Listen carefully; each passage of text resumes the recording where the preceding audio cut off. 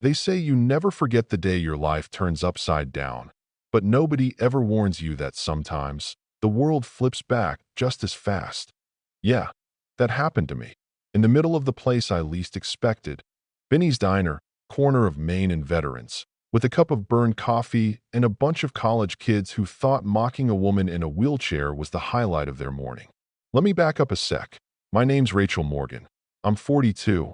I roll through life these days thanks to an IED in Afghanistan. But that's not really where this story starts. It starts in the red booths and checkered floors of Benny's, a little joint that still smells like the 50s, where the regulars nurse their coffee and pretend not to notice when the local big shots kid and his friends start up their daily comedy routine, at my expense that I was 3 tours deep as a combat medic, the sort who could patch up a bullet wound with duct tape and a prayer, before a roadside bomb took my legs and dropped me straight into a civilian life that felt a whole lot colder than any night in Kandahar. People look at the chair before they look at you, you know? Every morning for half a year, I made it my ritual: black coffee, wheat toast, same seat by the window, clinging to any piece of routine that let me pretend I was still in control. The routine was my defiance, my "you don't get to erase me," to a world that kept shoving me into the margins. But every act of resistance gets tested, and mine showed up wearing a Letterman jacket and a smug grin. Brad Hutchkins and his buddies, sons of privilege, who thought nothing of tearing down a vet for their own entertainment. You ever see a room shrink? That's what it felt like when they walked in, their jokes sharp as broken glass, their laughter bouncing off the tiles while the rest of the diner, folks I'd fought for, bled for, just sat there, heads down, letting it happen. "Hey G.I. Jane, McDonald's is hiring, but I guess you gotta stand for that," Brad yells, and his crew eats it up. I'd learned by now that reacting only fed them, so I gripped my cup, locked my jaw, and tried to swallow the anger boiling in my chest. "Maybe she could be a parking meter," one of them says. "Already got the wheels for it." The thing is, I almost left. Almost. But something snapped inside me that day, some last shred of dignity I wasn't ready to give up. I stayed. Finished my breakfast, even as the insults kept coming, even as the whole room seemed to close in. And yeah, my mind went to Liam, my son, my reason. Deployed with the 82nd, stubborn as I ever was, following my footprints into the same dust and danger. We hadn't been right since the blast. He blamed himself for not being there. I blamed myself for raising him brave enough to volunteer. Next week, he'd be home, and I couldn't shake the fear. How would I face him like this? How could I explain that his mother, the war hero, was just a punchline to some punk at a diner? Everything changed in 1 second. The bell over the door rang, and in marched Staff Sergeant Mike Torres and 5 soldiers in full dress. The boots, the bearing, the kind eyes. These weren't boys, these were brothers. Torres came straight to my table, saluted crisp as you like, and said, "Corporal Morgan, we've been looking for you."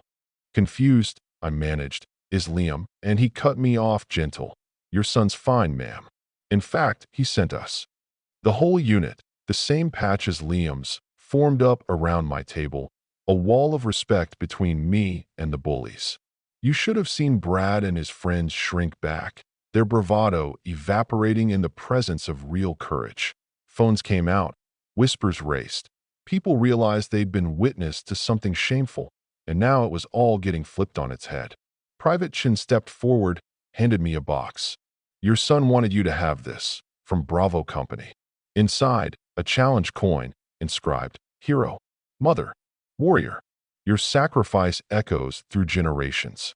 My hands shook, tears fell, and suddenly every noise in that diner just disappeared. Even the kitchen staff came out, shame on their faces for every morning they'd let me fight alone.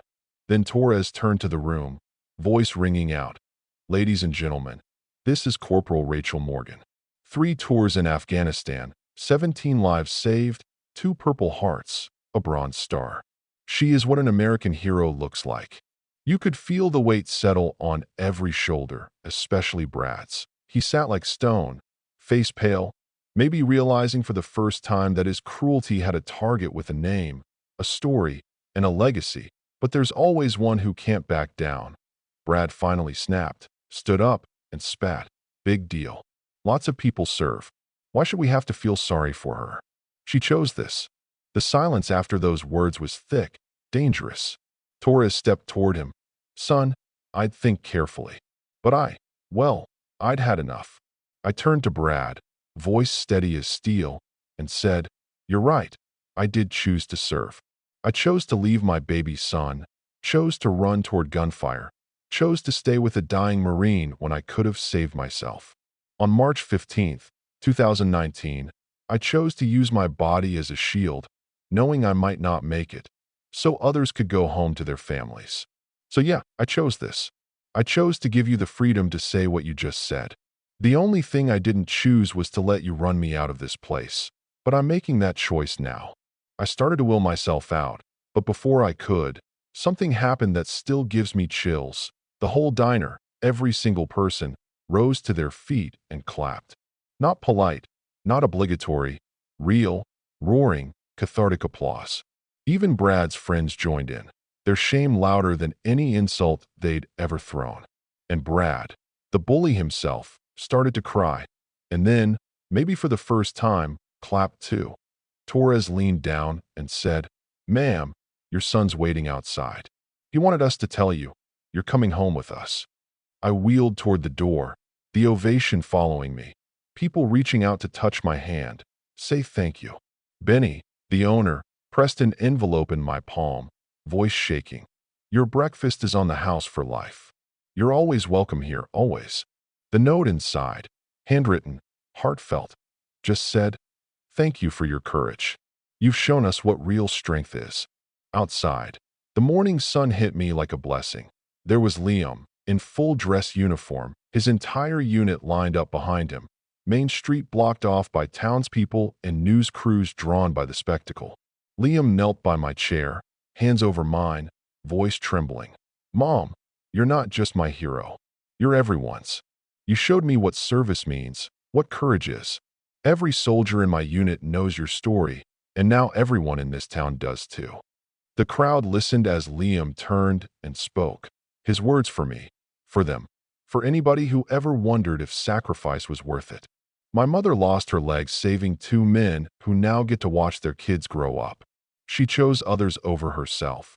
She is the reason I serve, the reason I believe in something bigger than myself. Colonel Patterson, his CO, stepped up and announced I'd been awarded the Army Commendation Medal for Valor and named honorary advisor to the Wounded Warrior Program. That felt big, but not as big as what happened next. Brad came forward, face streaked with tears, and asked to help. Volunteered for veterans, turned his shame into action. Benny's became a haven for vets, a table always reserved, the walls covered in photos and stories. The story blew up. Millions watched the video, and folks started asking real questions about how we treat wounded warriors, about what courage looks like. I took the job, started a foundation, Wheels of Courage, made it my mission to make sure nobody ever felt as alone as I once did. Every year, Cedar Falls throws a day in my honor. Vets from everywhere come.